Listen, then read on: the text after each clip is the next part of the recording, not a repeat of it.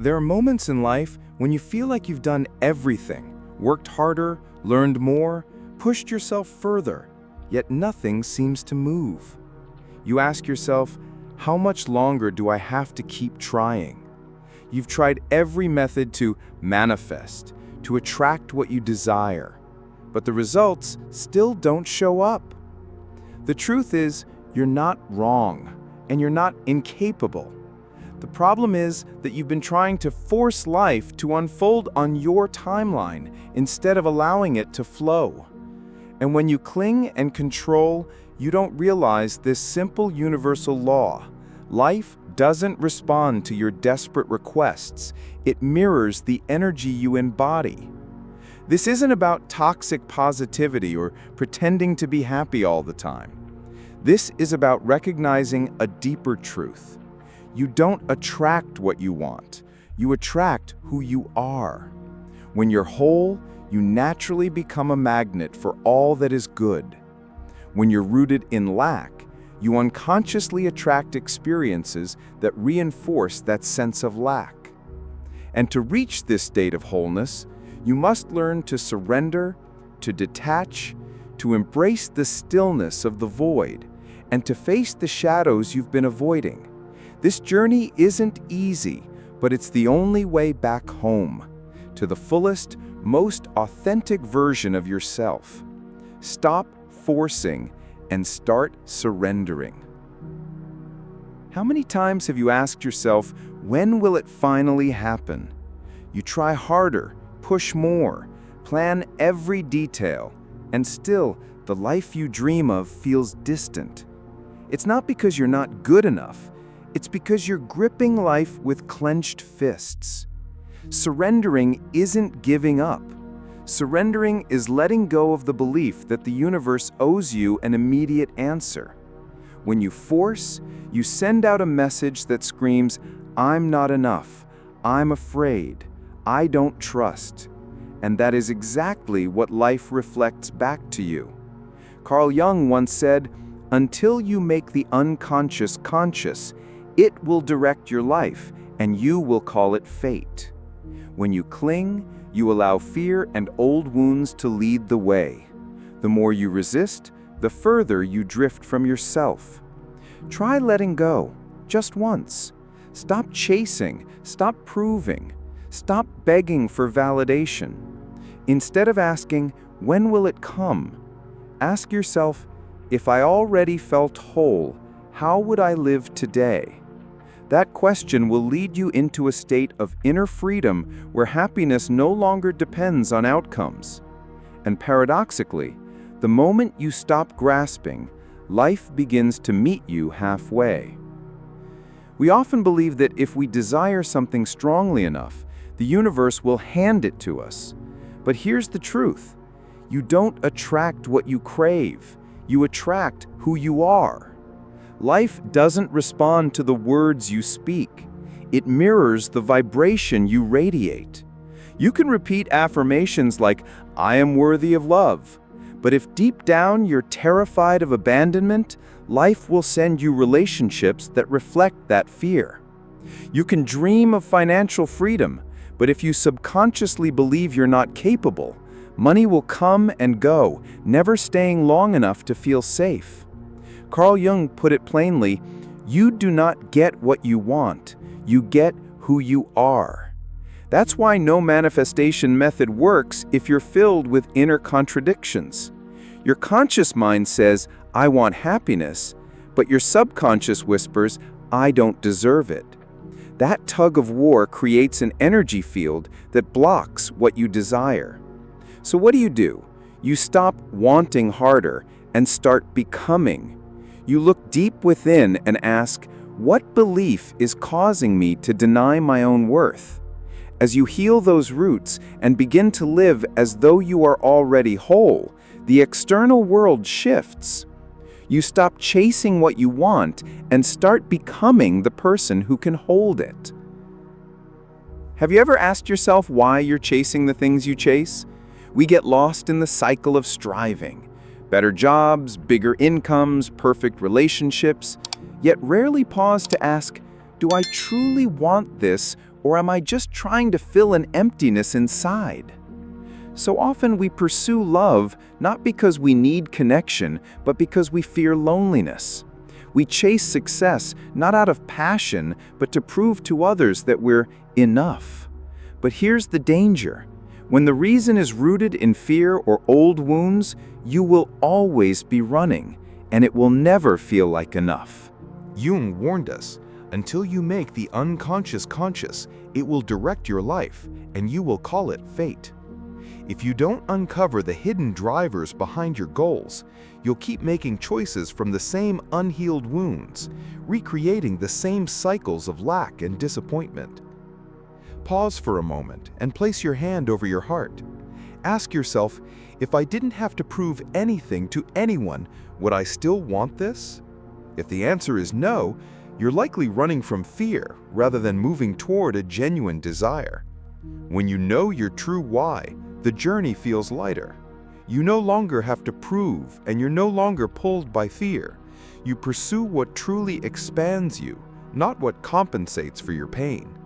And paradoxically, that's when life opens the door. Detachment is not indifference, and it's not quitting.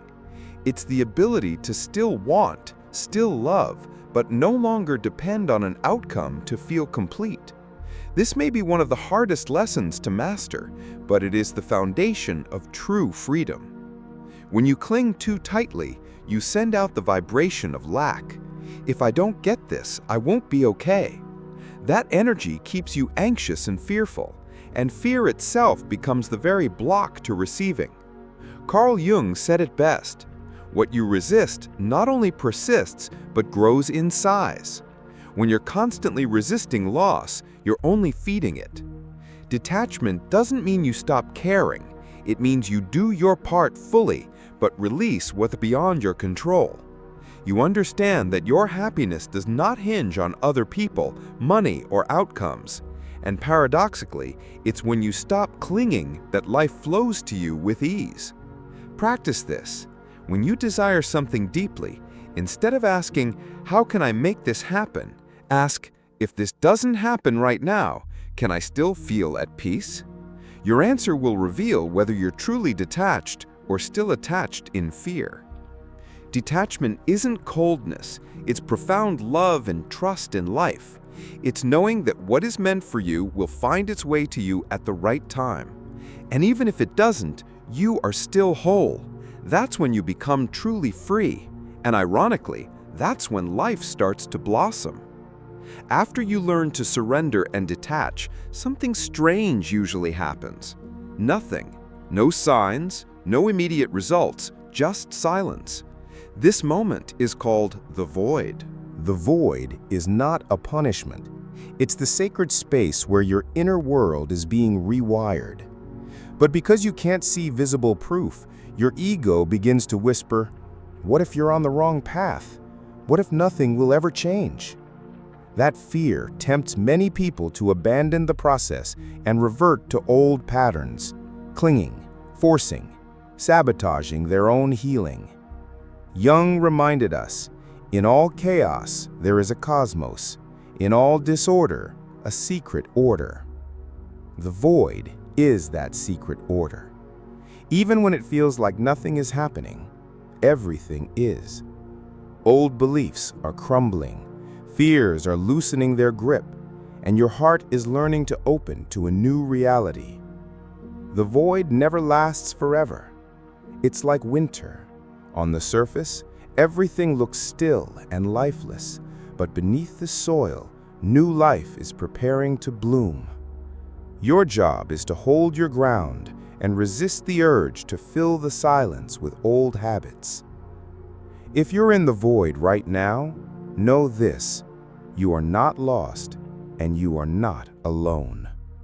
This is the sign you're exactly where you need to be. Trust that life is rearranging itself on your behalf, and when your spring arrives, you will understand why you had to walk through this quiet space. Shadow work is one of the most vital parts of this entire journey. The shadow isn't evil. It's simply the parts of yourself you've repressed in order to survive. The fear, the anger, the guilt, the shame, the painful memories you'd rather not remember. Jung's words ring true here. Until you face your shadow, it will run your life, and you will call it fate. We often believe that burying our wounds makes them disappear, but they don't vanish. They quietly dictate how we love, how we work, and how we see ourselves. Shadow work isn't about digging up the past to torture yourself. It's about courageously turning toward the parts you've tried to hide. Ask yourself, what part of me am I constantly avoiding? What fear makes me run or overcompensate? When you dare to face those shadows, you will see they were never here to destroy you. They were waiting to be understood and healed. Begin by observing your emotions without judgment. When you feel sadness, anger, jealousy, don't push them away. Stay present and ask what they're trying to teach you. The more you accept your shadow, the less power it has over you. Shadow work isn't easy, but it is the key to becoming whole.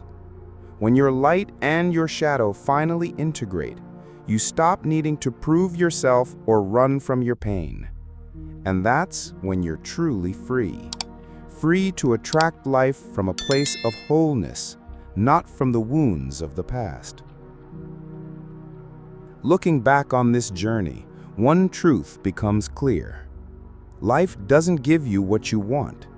It gives you who you are. This is not meant to discourage you. It's meant to remind you that you hold the power to transform your reality from the inside out. We often think that if we want something badly enough, the universe will reward us. But if that desire is rooted in lack, fear, or the belief that we're not enough, we will keep attracting experiences that reinforce those exact feelings. On the other hand, when you heal your wounds and embody the truth of your own wholeness, life begins to mirror that wholeness back to you, with opportunities, people, and genuine peace. Jung once said, "The most terrifying thing is to accept oneself completely. But when you finally muster the courage to face your shadow, to release attachment, and to walk through the silent void, you return to the truth. You are already whole." And paradoxically, it is when you no longer feel the need to cling, prove, or beg, that everything you once desired begins to find its way to you. You stop attracting from fear and start attracting from peace. You stop chasing out of desperation and start magnetizing from wholeness. What you're truly searching for isn't money, love, or success.